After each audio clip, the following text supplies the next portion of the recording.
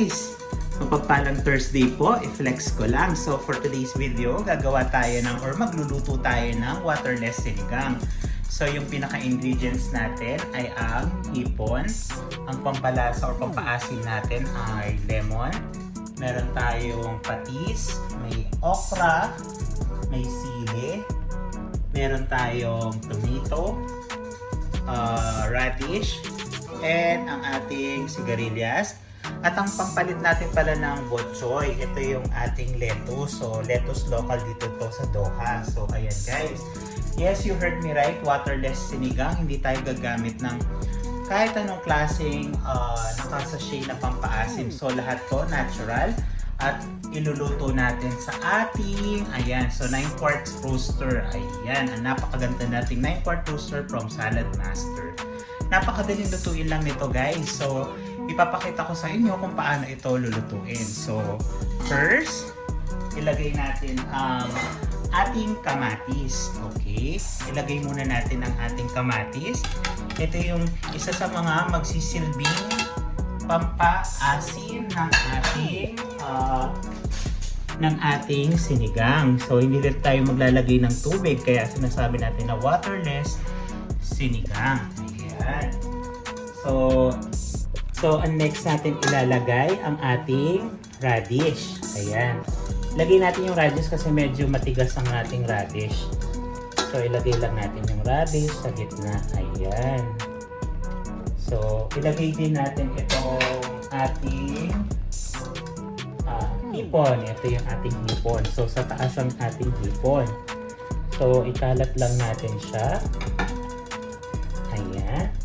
Then, ilagay na natin ang ating, ito medyo matigas din to. So, ilagay na natin itong sigarilyas natin.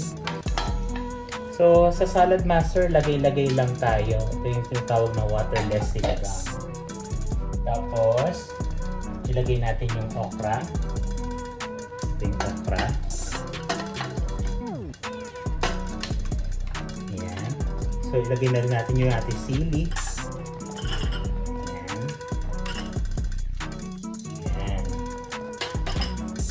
Ilagay lang natin yung sili. Tapos, ang ating pampalit sa bok choy. Ito ang tawag dito is lettuce ng ang tawag dito ng Qatar. So, local dito ng Qatar. So, ayan. Lagay-lagay lang siya na ganyan. Ayan. Ilagay na natin. Tapos, ilalagay natin ang ating pampaasim, ang ating lemon. So, nasa sa inyo guys kung gusto nyo ng maasim, dagdagan nyo lang to ng mga dalawa pang piraso. So, ito yung actually hindi naman to kailangan pero lagyan na natin kasi si Chito ayaw niya ng medyo matabang. Ayan. So, ilagay muna natin ng konti. Huwag natin masyadong dalhin baka umagat. At ang ating paminta.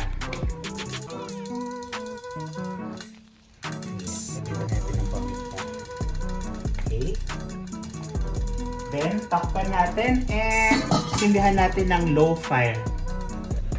So, ayan. I-low fire lang natin siya. Huwag natin siya masyadong lakasan. And, kung meron kayong skillet, ilagay nyo lang siya sa around 180 degrees to 200 for about 10 minutes. Tapos, after 10 minutes, check-in natin. And then, tignan natin kung nagsabaw siya. And then after, i-set din ulit natin siya ng for about 5 minutes. Tapos na ang ating waterless sinigang. So, ayan. After 10 minutes, i-check na natin ang ating waterless sinigang. Ayan. Napakasarap. Fresh na fresh ang gulay. So, tignan lang natin. See, tignan nyo guys, nagkaroon siya ng sabaw. Hindi tayo naglagay ng kahit anong tubig dyan. So, ayan. Siya mismo nanggaling ang tubig sa ating gulay. So, ayan. Almost luto na ang ating waterless sinigang. Napakaganda ng ano niya at napaka-fresh ng gulay. Tingnan nyo naman guys. So guys, itry niyo to kung sino pala ang may gusto ng salad master.